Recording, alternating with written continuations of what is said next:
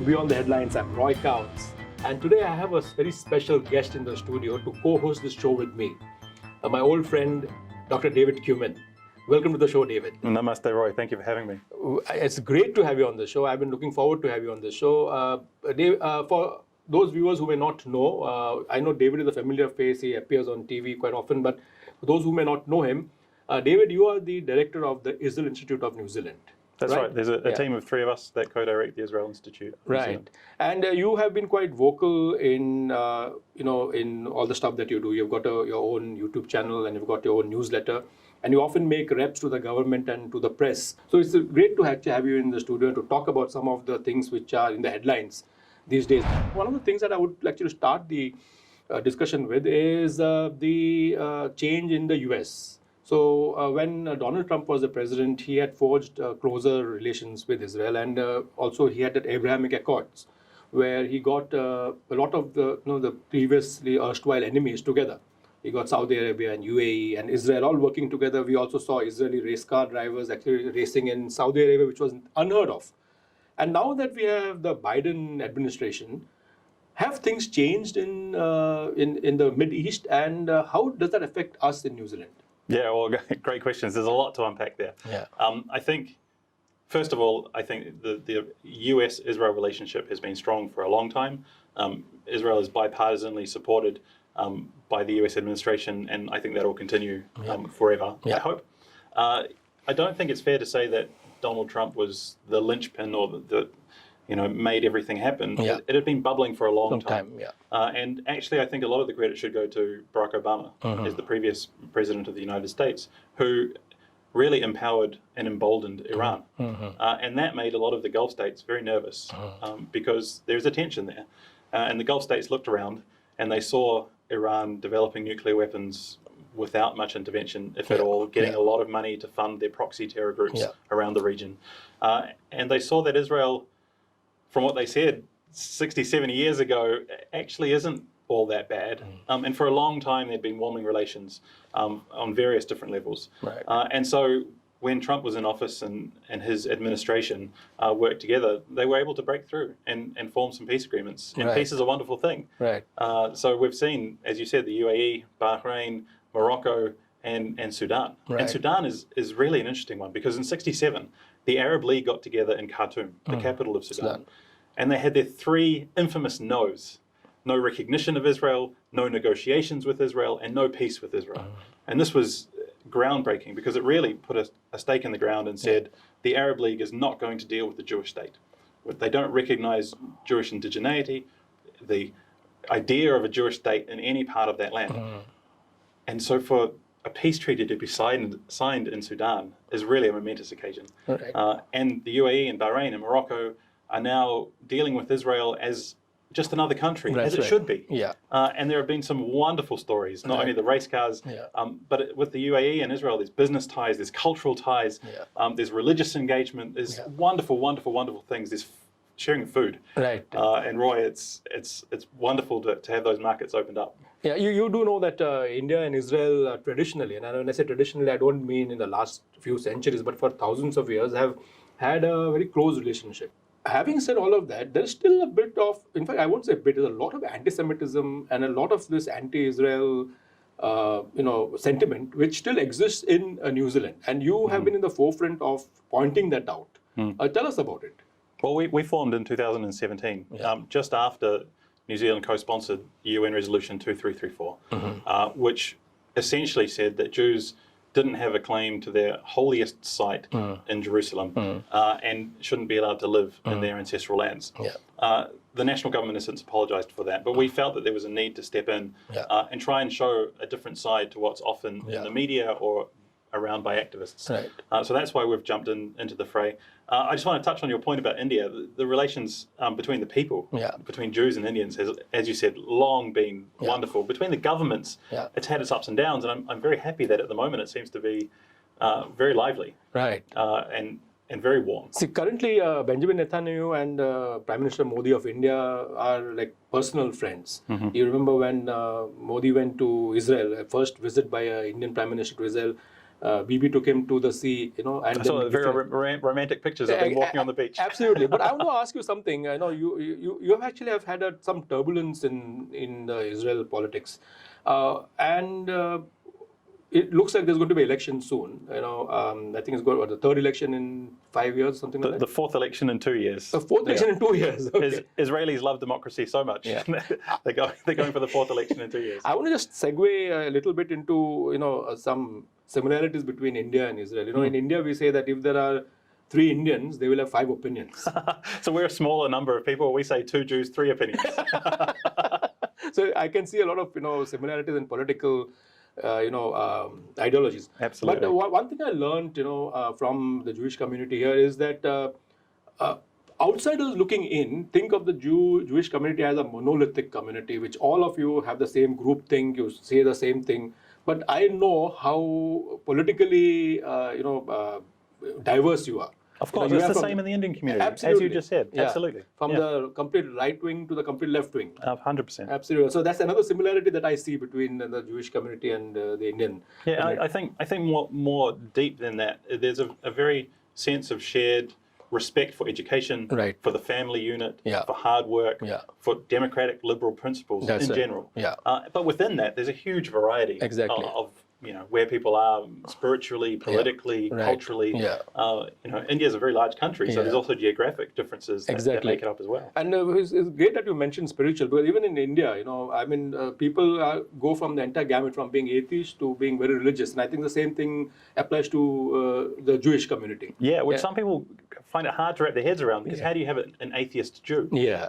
But if you think about Judaism as an ethnicity, that's right, like the Indian ethnicity, then of course it makes sense. There are Indian religious organizations that deal with religion. That's right. But the Jewish community organizations, some of them are religious, some of them are less religious. Right. Generally, there's a religious incorporation of core principles. That's right. I think it's the right way to go. It's tolerant and encompassing. And I think the other thing that's worth pointing out is in Israel, there are non-Jewish Israeli citizens. Mm-hmm. So you can be part of the nation of the Jews, if you like, part of an Israeli citizen, the modern manifestation of the Jewish state, and be completely not Jewish ethnically or religiously. Right. And there are some very proud Arab Israelis. There are very proud Christian Israelis. They're very proud Baha'i Israelis. That's right.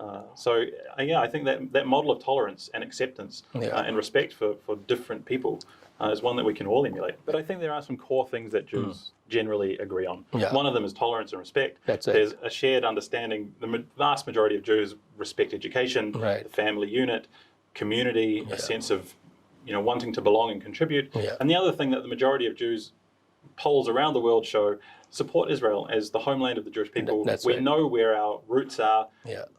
It was originally called Judea, is where the Jews are from. So Jerusalem is our holiest site. That's where the seat of the religion started.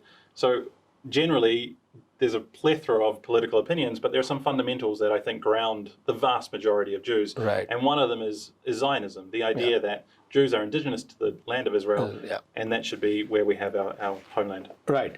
Now, while there's a bit of a thaw, in the Middle East and across the world, there is more of a understanding of different viewpoints. There is still a lot of anti-Semitism, for example, both in New Zealand and all over the world.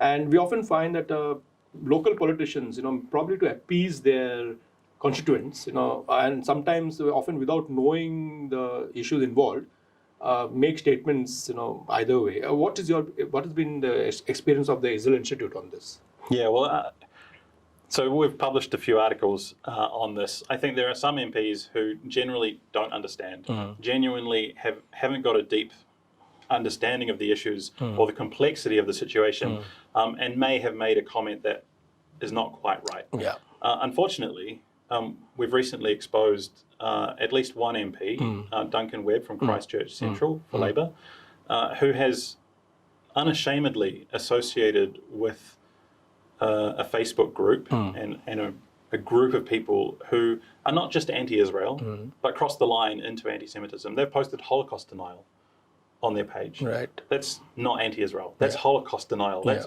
vile anti-Semitism. We see from the far right.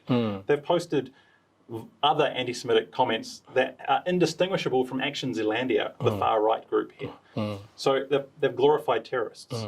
These are people who have frequently and consistently and repeatedly posted and condoned and tolerated racism on their page. And here is a Labour MP that we've shown the evidence to and said, you shouldn't be associating with these people or this group. And he said that he doesn't have a problem with it. And I find that deeply troubling. I mean, we've seen politicians around the world, whether it be in Austria or the UK and even in New Zealand, who have been found to be members of online groups or associated with something that's distasteful for whatever reason. That's right.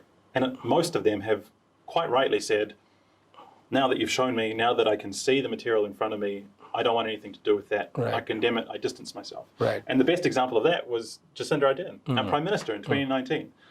We exposed her as being a member of another group that had been posting a lot of anti-Semitic material. We showed her the material. And her office got back to us very quickly and said she was added without her knowledge. She distances herself. We're going to remove her from that group as soon as possible. And that's the right way. If we want to be a respectful, tolerant society, our leaders, our elected representatives in our parliament should be setting the right example. And unfortunately, there's at least one who is sticking to his guns. And in fact, sometimes the MPs probably don't know any better. I can give you an example of what happened in the Indian community. You may have heard of the issue with the farm laws, and there are two opinions about it. What the government has proposed and what the opponents are demanding. And being a fair, just democracy, we listen to both parties. So we had Simon Bridges, whom I respect a lot as a leader, and Simon Bridges actually went and made a statement against the farm laws without actually understanding the nitty-gritty of the details. Okay, by all means, you can make your opinion, but you should have all the facts. Now, when you talk without facts, you make a fool of yourself, and that's what exactly he did. Now, there was a Labour MP whom I won't name, whom I met in Parliament. I had gone to Parliament for some function, and she asked me about the farm laws, and I told her, without any bias, that this is what has been proposed, this is what they are demanding. And she said, oh, okay, now I see this in a different light. So I said, you can make whatever statement you want publicly, but make sure that you have all the facts. And then be true to your facts and your ideology. You may have an ideology, you stick to the ideology. We don't have a problem with that. But what we don't like, or anyone wouldn't like, is someone to go and make a statement without knowing the facts and then just playing to the gallery. Exactly. And this is part of the reason that we exist, unfortunately. I wish we didn't have to do this work. I want to hear more about the farm laws. I've only read some of the brief headlines and news that has been in New Zealand. Can you just give us a brief rundown of what's happening for those who don't know? Well, just to encapsulate just in brief. So for about 60 years, the Indian government has a rule that farmers can only sell their produce to the government. Okay, and they are sold at a fixed price. Of course, I'm just simplifying it. It is not as simple as this, but basically that's the... Is it like the Fonterra model here? Like the Fonterra model, yeah. Like, how Fonterra sets the price for milk solids 1 year in advance or, a few months in advance. That's what the government does before every harvest, a few months before that. They set a price for essential commodities. There are about 18, I think, from memory, commodities which, fall under the purview. But basically, it is only the 3 or 4 main produce, like, wheat, rice, which actually go into the MSP. The others, because they are small, the farmers can sell it wherever they want, and they generally sell it in the local markets.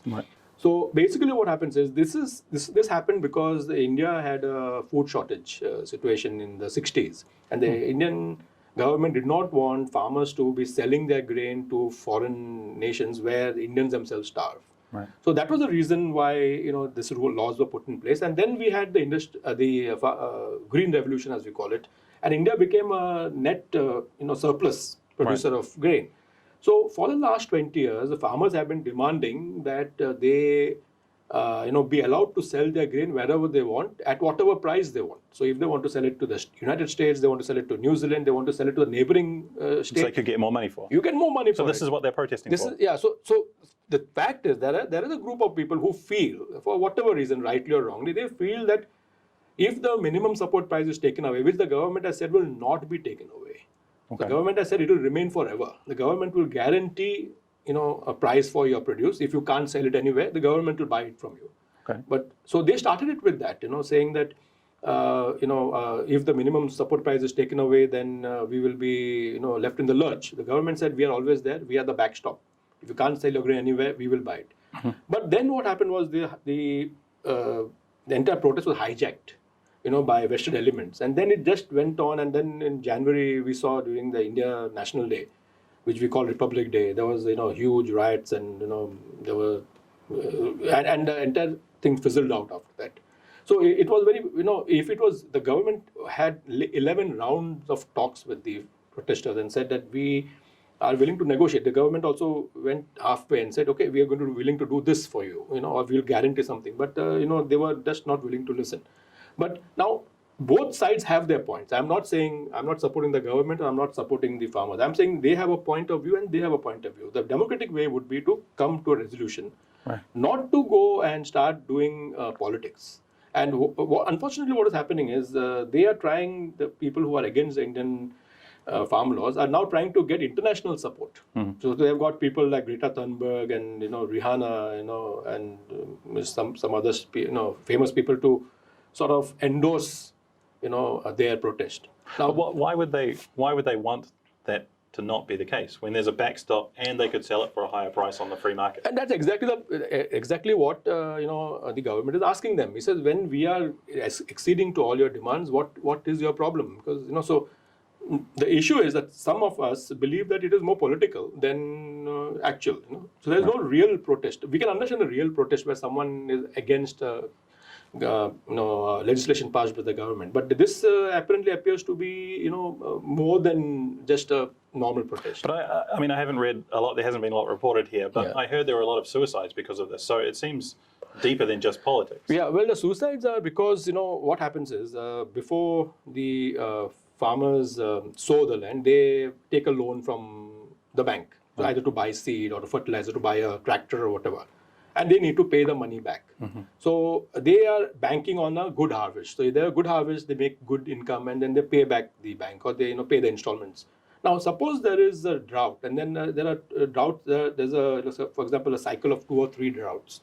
So their interest keeps accumulating, and often the government will step in and they will waive the interest, and they do it very often. Right. But sometimes what happens is the debt burden is so much on the farmer that they can't accept it, and they commit suicide. They drink pesticides or hang themselves. So it's not related to the protests? It is. The farmer suicides are not related to the protest. In fact, if anything, if I can stick my neck out and say, it is the old laws that we had, which restricted you from selling your produce only to the government, which actually causes this. Because if you had, you could say do long-term contracts. Let's say with the food company, let's say some company which makes potato chips, and I am a potato farmer, and I have a long-term contract with you, so I am actually guaranteed some income from that. Right, there's some security. There's some security, So there are a lot of good points in the farm law, and as some of the proponents say, there could be some things which could be done better. And I think that's to answer your question, that's where it sits at now. But unfortunately, the opponents of the government are trying to drum up international support. Right. Well, this is something that we've seen very clearly in the anti-Israel space. Yeah. In the 1940s, it was a war of fists and guns and rifles and bombs and tanks, and there's been repeated military attempts to destroy Israel. Yeah. And over time, it's moved into the international sphere, into the United Nations, into the legal and the use of human rights as a way to try and have Israel as a pariah state and shut it down. It's a very similar kind of progression. Thankfully, I haven't seen any military action or read about it. But taking the next step into internationalizing a problem that should be solved regionally. That's right. Is something that we've seen as well, and it's a shame. That's right. It's unfair to not allow a democratic process to progress, or to even embolden one side to not follow in good faith negotiations. That's right. If people think they've got international support to not negotiate, what reason do they have to negotiate? Right. Well, the reason also why we are discussing this is besides the politicians being influenced by certain interests, either for or against a particular issue, it could also lead to something which happened recently with the Superfund, where they decided to not invest in any companies which have Any Israeli companies, am I right? Israeli banks. Banks, okay. They singled out. Yeah. So so basically the Superfund will not invest with any Israeli banks. And what was the reason that they gave for that? Well, they published a document on the 14th of January that tried to explain that Israeli banks give loans to people who build their houses in Judea and Samaria, which is disputed territory, and that's ostensibly illegal according to them, and therefore we should divest from these banks because it's a non-ethical way of investing. The problem with that is, first of all, they haven't looked at their investments in Pakistan, in China, in Turkey, in Saudi Arabia, in any countries that have far worse human rights abuses than Israel. They haven't even looked at their investments in Australia or the US or Canada, which have been criticized for human rights abuses. They've only focused on and singled out the only Jewish state in the world. So that's the first problem. And that double standard is really an issue that I think needs to be addressed. So that's the first thing. The second thing is their document has misunderstood international law. So they've cited UN resolutions throughout their report and special rapporteur reports, and even UN Resolution 2334 that the national government co-sponsored and then apologized for and said it was a mistake. The problem with that is none of those resolutions are binding, for a start.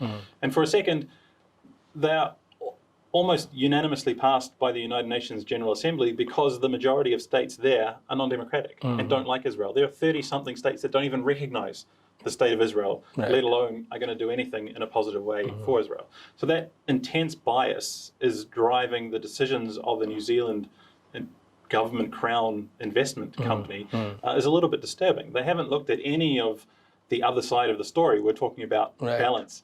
There's been apparently no attempt to truly consider the international law, and there's a Northwestern University professor, Eugene Kontranovich, who's written a fantastic article that highlights all of the so-called occupations around the world. Russia's occupation of Crimea to Turkey's occupation of Cyprus, listed one after another of half a dozen or more occupations. And the only one that seems to be illegal is the one committed allegedly by Jews. And even there, if you dig a little bit deeper, the areas where Jews are building houses is, since the Oslo Accords, has been agreed to be under full jurisdiction of Israel. And there's been, in principle, agreements that there will be land swaps in any future deal that will carve out these, Jewish communities and carve out parts of what is now Israel for Arab communities into their state. Because in a future Palestinian state, there are no Jews that will be allowed to live there. So there needs to be a bit of toing and froing, but the Superfund has decided on their own accord that's not for them. There have been these international condemnations from the United Nations and NGO groups that are particularly biased and distort law. So why do they make such policies? Is it someone at the head of the organization has got a bias, or is it a collective decision? Is it a pressure from the government? Is it international pressure? What is it? Well, we know for a large number of years that there have been some activists in New Zealand that have been pressuring the Superfund. And a couple of years ago, you might remember there were some students that chained themselves to the desks of the Superfund CEO's office. So there's been a lot of pressure from activist groups. I think there's probably, and we don't have any evidence, but there's probably an ideological bent within the board that are making these decisions. Otherwise, a reasonable person might look at the other side of the story and come to the conclusion that they're probably not in their best interest to be the only government fund in the world to decide to divest from the only Jewish state in the world. It's a very dark mark on New Zealand, I think, at the moment, that we're setting ourselves out like this. And there's, in the law that constitutes and mandates the Superfund, there's a clause, 61D of the legislation, that says that the Superfund has to take into account New Zealand's reputation in the international community. And I think sticking New Zealand's head out as the only country to be taking this step, when there's so much complexity that's missed, due process doesn't seem to have been done, they didn't consult MFAT, they didn't consult Parliament, there's no other side to the story, it's not the right move, in my opinion. It's not good for our reputation in the world. And so I think they've not only breached their own mandate, but common sense. And I hope the decision will be reversed. Sometimes when, activists and lobby groups and pressure groups try to get MPs and government ministers to make a statement, I think a wise minister or a wise MP will take all, aspects into consideration. looking at long-term ramifications, and then decide to jump into the fray. Sure. I think there are some issues where that's entirely appropriate. Yeah. I think there are some issues like associating with racists, Yeah. where it's a clear line. Yeah, it's a black and white. There's no issue about that. David, before we conclude, it has been there's so many issues that I still wanted to talk about. So I'll get you on the show again, after some time, because you wear another hat of, being a free speech advocate, and you're part of the Free Speech Coalition, aren't you? That's right. And yeah. you have actually taken officials to court, and you have made some real strong points about many issues that we are facing now. But I won't talk to you about it today, because today we'll keep it to your. There's a lot of issues, Roy, and I wear a lot of hats, and I wish that I didn't have to. Yeah. Unfortunately, there are some things that I feel strongly enough about to put time and energy into to try and keep New Zealand as a tolerant, liberal, democratic, free and open society that it should be, and that I love about it. And free speech is one of those issues, and there are a number of concerning developments on the horizon. Yeah, I think what we will do is probably keep that for another episode where we can actually discuss this threadbare, because a person of your background and standing, and in the kind of research that you do, I've been on a couple of seminars, where I saw you doing a lot of giving facts and figures, which is what always in the end wins a debate. It should be. It's not emotion. It is not rhetoric. It's not the way you present, but just facts and figures. And when you present facts and figures and incidents, then things become clear. I want to end by asking you about your association with the Indian diaspora. This is for my Indian listeners, although we do have people from different communities watching this show, but we have actually had a very good relationship between the Jewish community in New Zealand and the Indian community. Tell us about that. Oh, it's been wonderful, and I feel a little bit bad that it took so long to develop. Yeah. But look, I've been humbled and overjoyed to attend a number of the Indian community events, whether it be Holi, which is coming up, and I'm looking forward to getting painted again.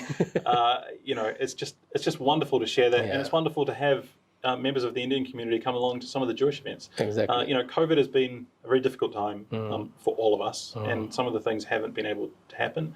But we've still kept in touch. I've got a number of very close and good Indian friends, and the more that we can share our culture, share our traditions, share our ideas, and have these discussions, the better community will be as a whole country. Absolutely. In fact, we had a function a couple of years ago, on the liberation of Haifa during World War I, and the first contingent to get to Haifa was an Indian regiment. Right. With an Indian officer, and they liberated for the first time in 2,000 years, where it was no longer under the Ottoman state.